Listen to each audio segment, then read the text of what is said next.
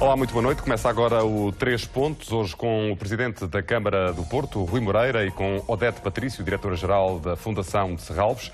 É esse momento da noite em que analisamos a atualidade do dia, neste caso de hoje e dos últimos dias. Vamos falar da proposta de lei sobre a cobertura que a comunicação social fará das próximas eleições e que chegou a estar em cima da mesa, mas que aparentemente foi abandonada. Mas também da candidatura presidencial que Sampaio da Nova apresentou oficialmente ao início da noite. É de resto por aí que começamos. Boa noite, Rui. Olá, boa noite. O PS tem margem para não apoiar Sampaio da Nova agora que o candidato anunciado teve a seu lado Mário Soares e Jorge Sampaio? Parece-me que não, parece-me que a partir de agora o PS tem um candidato oficial e, portanto, acho que as coisas estão lançadas, não vejo que haja, principalmente a partir do momento que António Guterres não quis avançar, parece-me claro que o professor Nova será o candidato apoiado pelo PS. Havia a hipótese de António Vitorino, chegou a ser falado, ele próprio não chegou a desmenti-lo em absoluto. Sim. Mas isto é sempre um pouco a mesma coisa, quem põe o pé à frente e avança, depois a partir daí esvazia um pouco o tabuleiro e, portanto, acho que neste momento os dados estão lançados. Portanto, surpreendia-o se o PS não viesse a apoiar Sampaio da Nova? Surpreendia. Odete Patrício, no discurso que Sampaio da Nova fez, ficaram implícitas algumas críticas ao atual Presidente. Usou expressões como sair do obscuro, o Presidente pode fazer a diferença, como se este não tivesse feito até agora. A minha pergunta é se tem motivos para isso. Bom, antes de mais nada, muito boa noite. Agradeço ao nosso Presidente Rui Moreira ter-me desafiado para lhe fazer companhia. É com imenso gosto que estou aqui. Relativamente à questão que coloca, eu penso que, como se viu, aliás, aqui no Porto, pelo exemplo do Rui Moreira, é muito salutar para a democracia que apareçam candidaturas autónomas e isentas e desligadas dos partidos, portanto... Ele fez questão de sublinhar isso?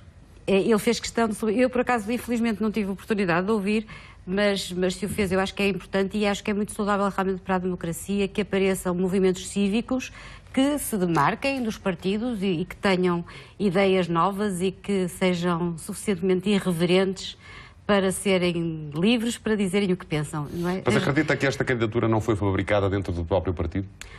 Bom, eu, como não estou dentro do partido, não faço ideia, mas admito que Sampaio da Nova tenha tido algum conforto quando se lançou. De qualquer forma, o PS ainda não se manifestou politicamente, não manifestou o apoio claro e unívoco, embora eu acredite que o Partido Socialista está neste momento, penso eu, a ponderar seriamente o apoio ao Sampaio da Nova, porque será difícil, se calhar, encontrar alguém que possa ter, digamos, força e que tenha, digamos, imagens... E que esteja disponível. E que esteja disponível, porque o PS terá realmente, como dizia o Rui Moreira, o Guterres seria um candidato fortíssimo, mas não quis. Quanto à diferença em relação ao atual Presidente, eu penso que sim, acho que será relativamente fácil fazer a diferença. Vejo nisso também uma crítica implícita. Não é provavelmente uma crítica, mas eu penso que o atual Presidente da República teve uma posição mais engajada, digamos, mais conotada, embora o Presidente seja de todos os portugueses, há portugueses mais portugueses uns que os outros e, portanto, eu penso que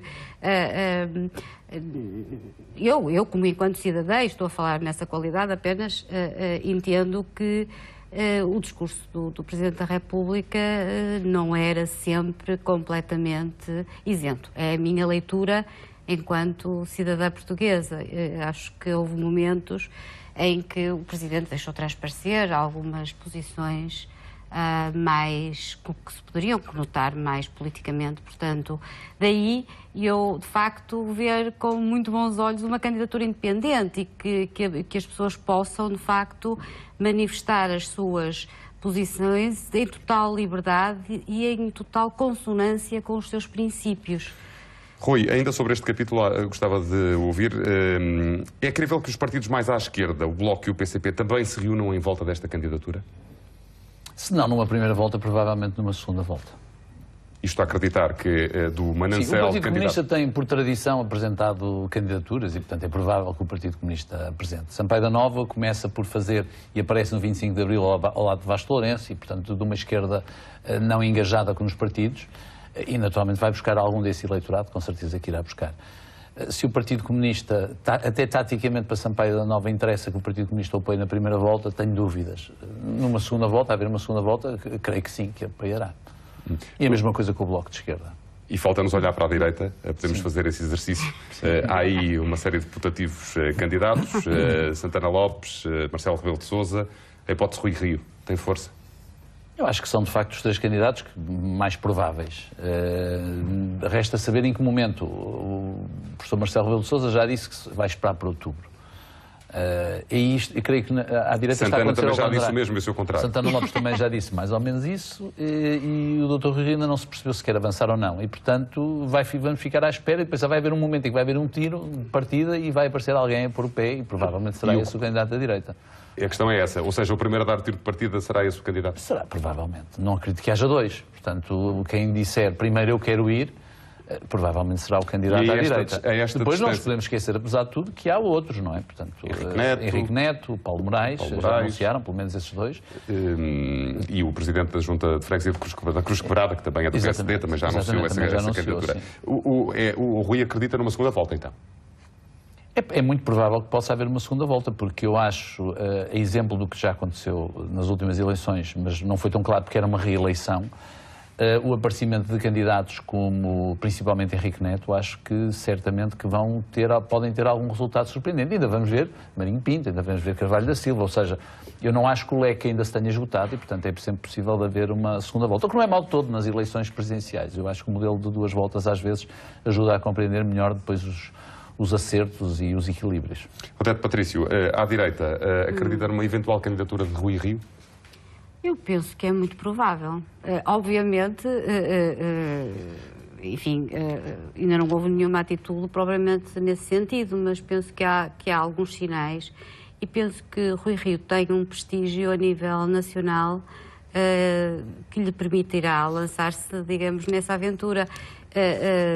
O Rui Rio, enquanto Presidente da Câmara, eu penso que acabou por paulatinamente conquistar os portuenses. Penso que houve um processo de uma certa aproximação em alguns campos, não propriamente no campo da cultura, de onde eu venho, onde estou, mas acabou por construir uma imagem de seriedade, de honestidade, digamos, como um homem de princípios, como um homem que, acima de tudo, respeita a palavra dada e, portanto, há um conjunto de valores que são muito, digamos, estimáveis para uma candidatura presidencial, porque uma candidatura presidencial, nós com o sistema que temos que não é presidencialista e, portanto, em que o Presidente tem essencialmente uma função de representação de valores do país, mais do que propriamente, obviamente não é uma função executiva, portanto não se exigem determinadas características, é mais uma figura simbólica do país. E, portanto, eu penso que nesse aspecto o Rui Rio tem características e qualidades que podem encaixar nesse perfil. Exatamente. Portanto. Rui Moreira. Só uma coisa nessa matéria. Seria interessante, de facto, haver haver entre Rui Rio e Sampaio da Nova uma discussão sobre o futuro. Porquê? Porque Sampaio da Nova, até pelos apoios que recolheu, vai ser muito um defensor da não transformação do regime. Rui Rio, as intervenções dele mais recentes apontam para uma vontade de transformar o regime. E se calhar as eleições presidenciais, que muitas vezes não têm grande interesse, poderiam ser interessantes nesse aspecto. Discutir a Constituição, discutir o regime, discutir o modelo, o sistema político. Se calhar esse debate poderia ser interessante. Ainda que para mim falta aqui uma componente fundamental, que é o papel do Presidente da República. E falta aqui Rui Rio. Não, falta que Rui Rio queira. Mas além disso, falta aqui uma definição do que deve ser o papel do Presidente da República. E julgo que, curiosamente, o professor Cavaco Silva, num discurso recente, apontou um pouco o caminho, que não foi o caminho que ele fez, mas sobre o que é que deveria ser o Presidente da República. E falou nas relações externas e na experiência da relação externa. E eu acho que aí, de facto, nós precisamos de um Presidente da República, que tenha também essa componente, que saiba ser uma voz na Europa, onde muitas vezes os governos estão mais preocupados com o dia-a-dia, mas é preciso alguém que faça também ouvir a nossa voz relativamente a muitas questões, ao diálogo com o Sul, à questão da África, à questão dos refugiados, temas em que Portugal não se pode abster e muitas vezes tem estado um pouco longe num discurso muito tecnocrático, muito virado para as dificuldades que nós temos. Rui, estas não são as próximas eleições, as próximas são legislativas e já sabemos que PSD e CDS vão concorrer coligados. De resto, os partidos, os órgãos dos respectivos partidos aprovaram hoje isso. Alguma surpresa? Não, Isto é o segredo de Polichinelo, já se sabia. Portanto, a não ser que acontecesse um hecatombe qualquer, uma zanga de corredor. Mas podem ter antecipado o anúncio do acordo depois do PS ter avançado com aquelas propostas para uma década? Não, acho que não. Acho que estavam à espera das sondagens de abril. Sensivelmente era isso que me julgo que estaria aqui, que estaria a ser esperado e, portanto, a mim não me surpreende nada. Não sei se a ti te surpreende. Mas Patrícia, alguma surpresa? Não, nenhuma, não. E penso que em termos de resultado eleitoral haverá toda a vantagem é que apareçam coligados e não separados. Portanto, eu isso acho que nesse aspecto também terá sido de certeza ponderado, ou seja, aparecerem novamente como uma frente unida e até desmentindo alguns rumores de algum afastamento e, portanto, eu penso que do ponto de vista eleitoral faz sentido, faz todo sentido na lógica dos dois partidos. Queria ouvir-vos sobre a cobertura da campanha eleitoral, que foi notícia ao longo dos últimos dias, um projeto de lei que estaria a ser trabalhado por PSD, CDS e PS e que previa que os órgãos de comunicação social entregassem uma comissão mista, composta pela Comissão Nacional de Eleições e pela entidade reguladora para a comunicação, um plano de cobertura que estaria sujeito a um visto prévio. Isto faz sentido, Rui? Não faz sentido nenhum, é uma tentativa de controlar, mais uma vez, dos partidos tentarem controlar a imprensa, a comunicação social, os mídias, como quiserem. É uma visão um pouco salazarenga da relação entre a comunicação social e a política. Agora, uma coisa é verdade. Olhamos para as últimas eleições, eu fui um pouco ator nessas eleições e fui também um pouco vítima do que aconteceu, em que as televisões subitamente disseram mais vale não fazermos cobertura, porque as regras são de tal maneira que não vale a pena fazer cobertura. Eu tenho uma visão, devo dizer, muito liberal nesta matéria. Eu acho que, independentemente daquilo que são os tempos dos partidos e que são perfeitamente razoáveis... Mas estamos a falar dos tempos de antena? Os tempos de antena, eu acho que os tempos de antena, sim senhor, aí os partidos devem definir essas regras de uma forma clara, devem ter todos, cada um, os 3 minutos. Antigamente aquilo era muito engraçado, quando a gente se recorda a seguir ao 25 de Abril. Isso tudo bem. A partir daí eu acho que a imprensa deve cobrir aquilo que é notícia. E, portanto, e a imprensa depois, e os mídias, a comunicação social, a televisão, o que é que devem fazer? Devem procurar formas de autorregulação. E a partir daí as coisas devem funcionar e devem dar nota daquilo que é relevante. Agora, estarmos a tentar agora, ainda por cima, ser o Parlamento, através dos 3 partidos do arco do poder, a definirem as regras, parece-me absolutamente impensável. Impensável. Portanto, acho que é uma ideia... Agora, estou muito preocupado, porque acho que nada se vai fazer e nas próximas eleições o que vai acontecer, provavelmente, é que vamos ter uma vamos chata, que é aquilo que temos, e depois as próprias televisões dizem assim não vale a pena cobrir porque não vende, não interessa. Isso leva a uma questão que tinha também para colocar, é se faz sentido manter esta lei de 1975 tal qual está, ou se é preciso revê-la rapidamente e ainda há tempo das próximas eleições. É preciso rever esta lei como muitas outras, mas lá está, aí é o imobilismo, ou seja, os partidos que dominam, que têm dominado, que estão no arco de poder, não querem alterar nada porque dizem isto tem-nos saído bem. Para todos os efeitos, nós temos conseguido mandar na democracia. E, portanto, condicionam a democracia dentro daquelas regras e daqueles sistemas e, portanto, não as querem alterar. Agora, não faz sentido nenhum, são leis que não fazem qualquer sentido num país que, hoje em dia, nós temos que lembrar, nessa altura havia um forte setor, o setor empresarial do Estado, na comunicação social era muito forte, hoje não é. Quer dizer, perdeu muito peso e, portanto, não vejo necessidade nenhuma de criar essas regras. Se amanhã voltar a concorrer a eleições, eu quero que a comunicação social cubra a minha campanha quando achar que há alguma coisa de relevante e que não se sinta inibida por isso. Agora, não é em função de dizer assim, um frasquinho de VEC para cada um. Toma lá, tu tens um frasquinho e não sei o quê. Agora eu vou à feira, a televisão tem que vir comigo. E depois umas regras. Depois sentarem-se no Parlamento a discutir isso. É uma coisa absolutamente impensável, sinceramente. Rui, deixa-me perguntar-te algo que está naturalmente relacionado com isto. Tem a ver com a composição desta tal comissão mista que supostamente teria que validar previamente o plano de cobertura dos órgãos de comunicação social.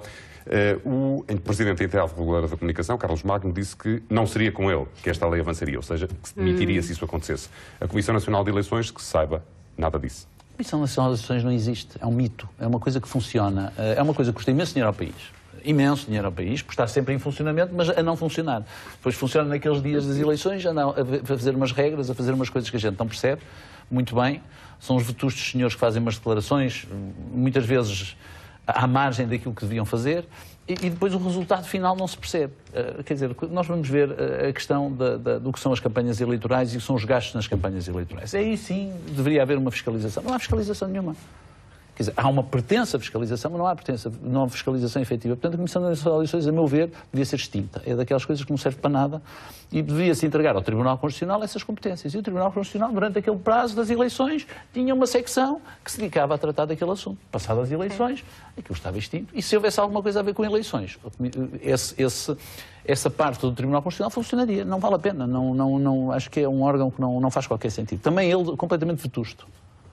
Não estão em questão as pessoas que lá estão. É vetusto o órgão. Portanto, o órgão por si. O órgão por si. Estruturalmente e não conjunturalmente. E custa milhões. Temos é que há anos em que não há eleições. Aquela gente está lá sempre a funcionar, aquilo está sempre reunidos, não sei o quê, não sei se reúnem, se não se reúnem, devem reunir. Mas a fazer o quê? Quer dizer, não fazem absolutamente nada. E na utilidade, devo dizer, como candidato, e naturalmente como candidato independente é muito difícil combater a máquina dos partidos, considero que a Comissão Nacional de Eleições não serviu para nada e mesmo a interferência que tiveram na questão do Porto, como as declarações que fizeram acerca de um concorrente meu, eu considero perfeitamente desajustado. Portanto, sinceramente, não vejo utilidade. Portanto, Patrícia, que leitura é que faz deste documento que estaria a ser trabalhado por PSD, CDS e PS? Bom, eu penso que é algo de assustador. Faz-me lembrar muito o Big Brother is watching you, faz-me lembrar aqueles cenários construídos pelo George Orwell ou pelo Aldous Huxley, do controle de sociedades hipercontroladas, onde a democracia não pode ser exercida de uma forma livre e onde as pessoas não podem realmente ter este discurso desassombrado do nosso Presidente da Câmara, em que de facto exprime o que pensa de uma forma muito franca. E o El País escreveu a propósito disto, já agora, se me permitem até para contextualizar, escreveu sobre isto que 41 anos depois do 20 de Abril, Portugal se esqueceu dos valores de Abril. Exatamente. Mas sabe que eu acho que é mais do que os valores de Abril, são valores básicos de qualquer sociedade saudável, quer dizer, o haver equilíbrio, os tempos de antena, eu concordo absolutamente com o Rui Moreira nesse sentido, acho que deve existir para haver um mínimo de possibilidade até de partidos mais pequenos terem também, digamos, a oportunidade de exporem as suas ideias. Mas depois, a cobertura jornalística acho que deve ser totalmente livre. Aliás, veja-se casos como nos Estados Unidos, em que até se vai um passo mais à frente e os próprios órgãos assumem claramente que apoiam um determinado candidato. Enfim, nem precisaremos de ir tão longe, mas acho que ou se calhar nem deveríamos ir tão longe, mas entre o controlo ou essa solução, obviamente que é melhor que até se assuma que se apoia o candidato A, B ou C ou o partido A, B ou C. Qualquer controlo sobre, digamos, o jornalismo, acho que é um atentado sério à liberdade de expressão e à democracia e aos pilares básicos em que devemos assentar a nossa sociedade. E ainda vamos a tempo de alterar a lei, a pensar nas próximas legislativas em outubro ou não? Eu espero que isso não chegue a entrar em vigor como cidadã. Mas a lei atual é péssima. Portanto, não vamos a tempo porque, e não se vai alterar. Há imensas coisas que não são alteradas. Como as leis eleitorais, há uma outra coisa que não são alteradas porque não convém. Os principais partidos não estão interessados objetivamente em alterar. Eles não estão interessados em alterar uma regra de um jogo em que eles ganham sempre. Portanto, é normal. E, portanto, isto vai ficar anquilosado, como há imensas leis que ficam anquilosadas, toda a gente percebe que não devia funcionar assim, leis autárquicas, como isto e aquilo, ficam assim, porque de facto não lhes interessa mudar. Isto é apenas uma tentativa, foi de piorar a lei, não foi de melhorar a lei ou de acabar com a lei, que era o que podia acontecer. Ora, Patrícia, a minha pergunta à instante ia no sentido de melhorar a lei e não desta lei. Ou seja, se vamos no sentido de alterar a lei, melhorando-a. De alterar, melhorando-a. Bom, eu não sou a melhor pessoa para responder a isso com certeza, mas penso que isso seria uma cambalhota tal que me parece pouco provável que aconteça. Quer dizer, isso o que significaria era que as pessoas seriam capazes de repente perceber o absurdo em que estavam a entrar e alterarem no sentido exatamente oposto e corrigirem os erros que existem. Parece-me pouquíssimo provável que isso aconteça. Sim, quando a Comissão Nacional de Eleições chegou ao ponto de proibir campanhas pagas no Facebook, que podem ser feitas por qualquer pessoa, quer dizer, podia ser o teu Facebook, não podes lá pagar naquela fase para promover um partido qualquer, já não é o Facebook dos partidos, eu acho que está tudo dito. É total ignorância relativamente ao tempo que se vive. Isto está, em 75 se calhar fazia sentido. Hoje, passado estes anos todos, não faz sentido nenhum. Vivemos com leis Odete Patrício, absurdas. tem a mesma opinião sobre a Comissão Nacional de Eleições ou não? Eu não tenho provavelmente uma opinião porque não sei como é que funciona a Comissão Nacional de Eleições. Confesso a minha total ignorância. não funciona, segundo diz o Rui Moreira. Não funciona.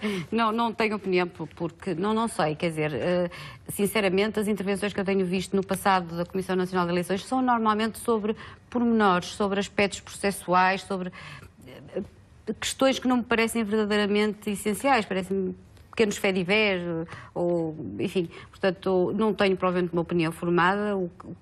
Ao longo destes anos, de muitas eleições pelas quais já passei, de facto, o que me tenho apercebido é que as intervenções são normalmente de aspectos pouco estruturantes, pouco relevantes.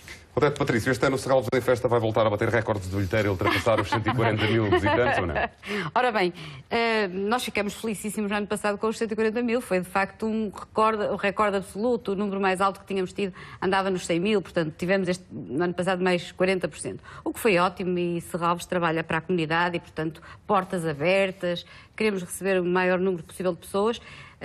Mas ficaremos certamente contentes com menos de 140 mil, até porque nós temos um aliado, que é o São Pedro, que de vez em quando se zanga connosco e nos manda uma chuva um bocadinho inoportuna. Estamos a falar do último fim de semana de maio, ainda não tem previsão para Ainda não temos, para ainda é muito longe. Aliás, as previsões que ultimamente têm sido mais difíceis, mas nós estamos realmente muito dependentes da meteorologia e, portanto, os nossos valores andarão sempre entre os 90 mil e os 140 mil, que foi o número do ano passado.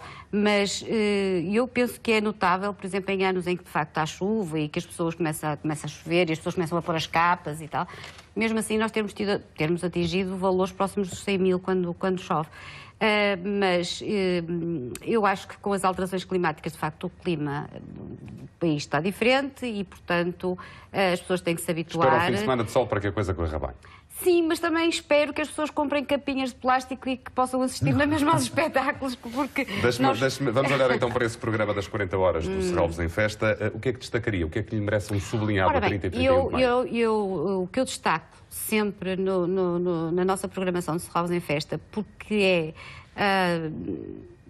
penso que é o único na cidade, apesar de nós termos agora uma autarquia e uma gestão autárquica muito ativa na cultura e, portanto, a oferta cultural de hoje em dia na cidade do Porto deu realmente um salto notável, mas há algo que eu penso que só acontece no Serralves em Festa, que são os espetáculos do Novo Circo, chamado Novo Circo, portanto, que fazem sempre parte da nossa programação, são sempre um marco muito forte e realmente é o único momento em que o Porto tem acesso a malabaristas, a acrobatas. De facto, é sempre um momento fantástico. E só por isso eu acho que o Serralves em Festa já vale a pena. E depois temos, obviamente, o costume, temos os espetáculos de jazz, em que trazemos sempre grandes nomes, temos os espetáculos para crianças, atividades para miúdos. São 40 horas non-stop, em que desde as 8 horas de sábado até à 1 da manhã, porque teoricamente é à meia-noite, mas acaba sempre por ser mais tarde, em que durante aquelas 40 horas nós temos uma oferta continuada, muito também de espetáculos que circulam pelo espaço, em que nós tentamos surpreender os nossos visitantes. Este ano temos um tema que é um entre muitos. Queremos de facto salientar a questão da inclusão social, da diferença e, portanto, um entre muitos é esse conceito que perpassa em todo o Serralves em Festa. Temos, para além disso, em colaboração com a Porto Lazer, que é um dos braços armados da Câmara, com quem temos vindo a colaborar já há uns anos esta parte, e que tem permitido que Serralves faça uma espécie de antevisão na véspera, portanto na sexta-feira, na Baixa. Portanto, eu ia perguntar-lhe isso, se vamos ter na cidade espetáculos fora de Serralves. Vamos.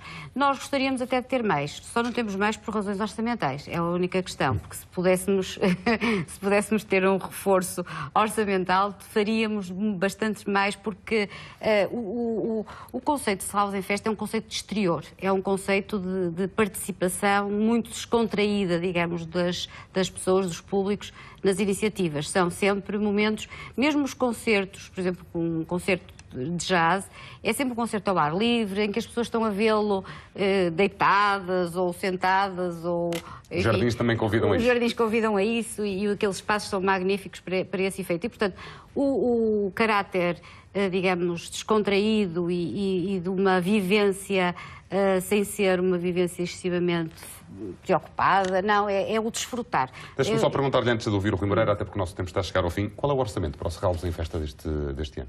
É essencialmente igual ao do ano passado. Que é? Nós não costumamos divulgar, mas é um valor bastante pequeno relativamente, quando comparado com festivais, são poucas centenas de milhares de euros. Não chega a 1 milhão de euros? Não, nem metade disso. Nem metade disso. Já aproximou alguma coisa. Rui Moreira, é isto que potencia o turismo do Porto e para o Porto? Não é só o turismo, eu acho que Serralves em Festa é uma festa da cidade, acima de tudo, das crianças, dos pais, das famílias, dos jovens, de toda a gente. E, portanto, eu acho que isso é extraordinário. Claro que está englobado nas festas da cidade, que nós anunciamos hoje, estive hoje nas Fontainhas a anunciar e falamos no Serralves em Festa como um dos pontos altíssimos do programa. E porque Serralves é, de facto, uma das nossas, é uma das joias do Porto, mas, acima de tudo, com todo o respeito pelos turistas, gosto muito dos turistas, mas aquilo é muito para nós, é muito pensado para as pessoas, para as famílias. Eu, quando lá vou a Serralves em Festa, e acho que não falta um único ano, o que eu vejo é isso, são as pessoas encantadas a descobrir, e há sempre quem chega lá e ainda não conhecia aquilo, ainda não conhecia Serralves, ainda não conhecia os cantos, ainda não conhecia o jardim, não conhecia o parque, não conhecia o museu. E depois a interação entre as pessoas é fantástica. E ao longo do dia e da noite, porque tem esta vantagem de ser 40 horas, os públicos vão-se... Há uma transformação dos públicos. E essa transformação é extraordinária, porque nós chegamos lá e é talvez o momento em que compreendemos melhor o que é a cidade. É uma cidade que, de facto, ali se une completamente. Ali não há barreiras sociais, não há barreiras culturais, não há barreiras de idade. E principalmente nesta questão da inclusão, que é muito interessante, Serralves tem um papel extraordinário na cidade. Rui Moreira, Odete Patrício, aos dois, muito obrigado por terem vindo a este programa. Voltamos a pontuar a atualidade na próxima quarta-feira. Boa noite e obrigado por ter ficado desse lado.